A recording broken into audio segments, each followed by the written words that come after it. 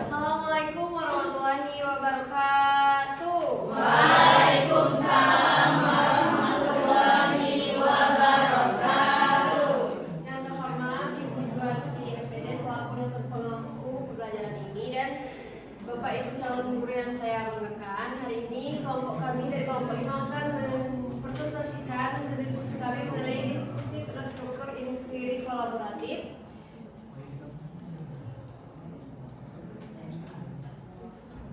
Pertama itu ada analisis hasil asesmen awal murid pendidikan.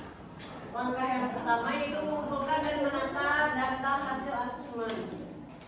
Adapun untuk temuannya, asesmen dilakukan kepada 19 murid.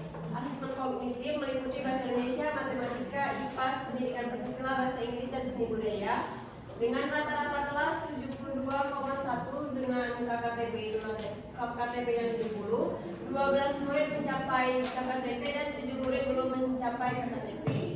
Asesmen non kognitif menunjukkan sebagian murid memiliki motivasi belajar yang baik, menyukai aktivitas kelompok dan praktik. Namun beberapa murid masih pasif dan memerlukan dorongan untuk meningkatkan rasa percaya diri. Langkah yang kedua, mengelompokkan capaian murid. Untuk temuannya, terdapat variasi capaian yang cukup lebar. Murid berkemampuan tinggi memperoleh pengayaan, tantangan, dan berperan sebagai tutor sebaya. Murid berkemampuan sedang memerlukan penguatan konsep melalui latihan, diskusi, dan umpan balik. Dan untuk murid yang berkemampuan rendah memerlukan remedial, media konkret, latihan bertahap, serta pendampingan intensif. Materi yang selanjutnya akan dijelaskan oleh Ibu Umi. Katanya disilakan.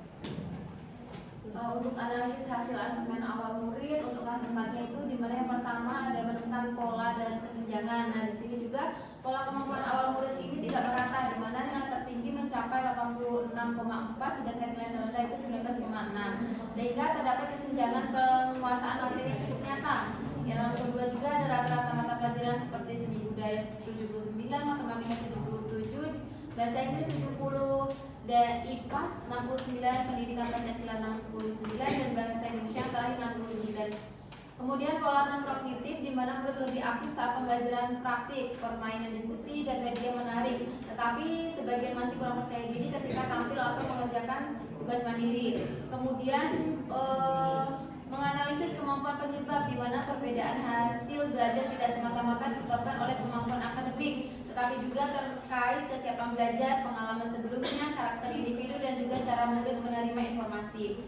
Kemudian hasil identifikasi menunjukkan keragaman gaya belajar seperti visual, auditori, dan kinestetik, di mana murid membutuhkan scaffolding, variasi media, aktivitas praktik, diskusi, dan juga dukungan untuk meningkatkan percaya diri dalam belajar.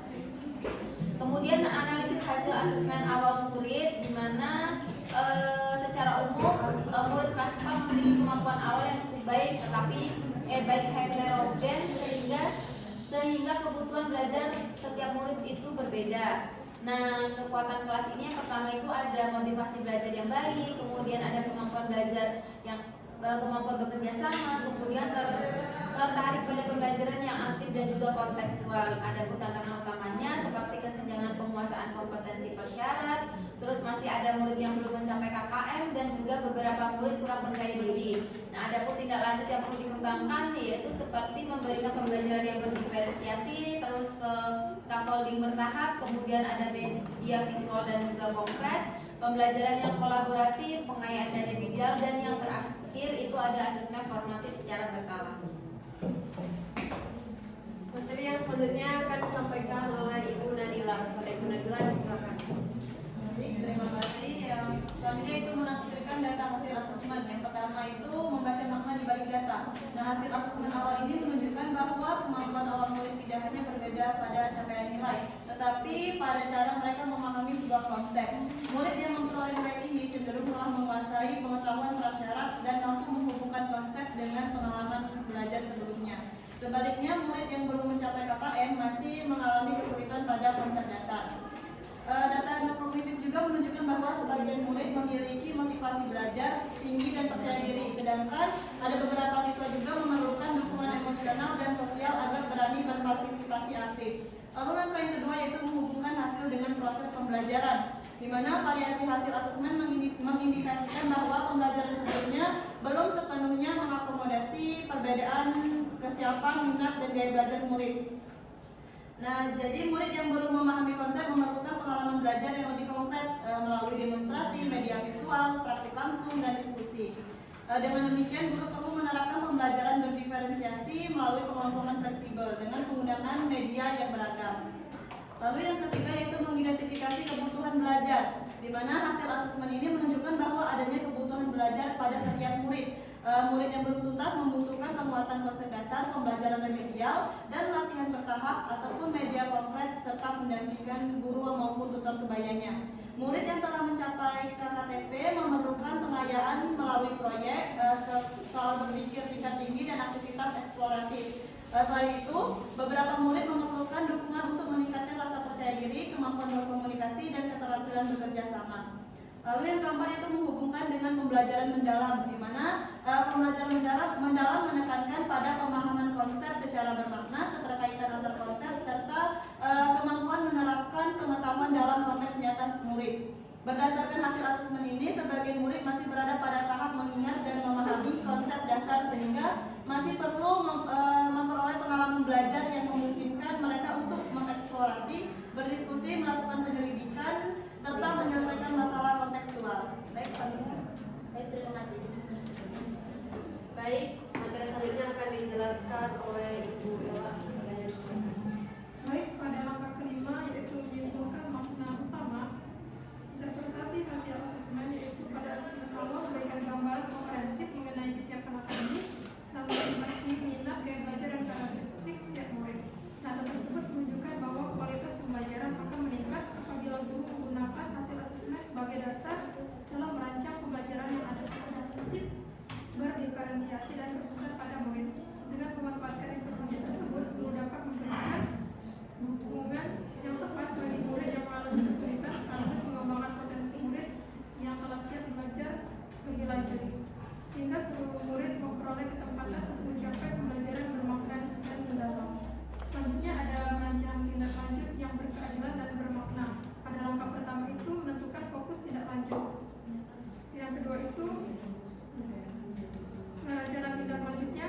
Hasil asesmen awal menunjukkan bahwa tantangan utama bukan hanya rendahnya capaian pembelajaran beberapa murid terhadap KKM, tetapi juga adanya kesenjangan kesiapan belajar, variasi minat, gaya belajar, serta tingkat percaya diri. Oleh karena itu, fokus tindak lanjut hanya diarahkan pada penguatan konsep prasyarat yang belum dikuasai, peningkatan kemampuan berpikir kritis dan pemecahan masalah, serta pengembangan kompetensi sosial emosional agar seluruh murid mampu berpartisipasi aktif dalam pembelajaran. Fokus ini bertujuan agar setiap murid mengalami pertumbuhan belajar sesuai titik awalnya, bukan sekedar mengejar ketuntasan nilai.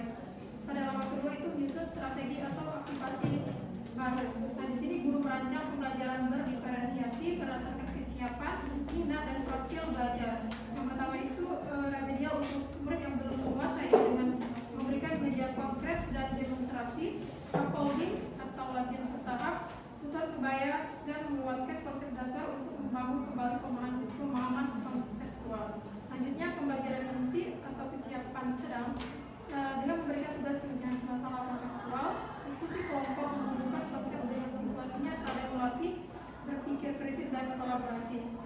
Yang untuk pengayaan untuk murid yang sudah menguasai dengan diberikan proyek sederhana, investigasi dan eksplorasi, soal hoax, dan juga mendorong analisis, evaluasi, dan kreativitas. Baik, itu saja. Materi yang selanjutnya akan disampaikan oleh Ibu Titin. Pada Ibu Titin, disilakan. Baik, untuk langkah selanjutnya yaitu menetapkan bentuk dukungan. Di sini dukungan diberikan secara akademik, sosial, dan emosional.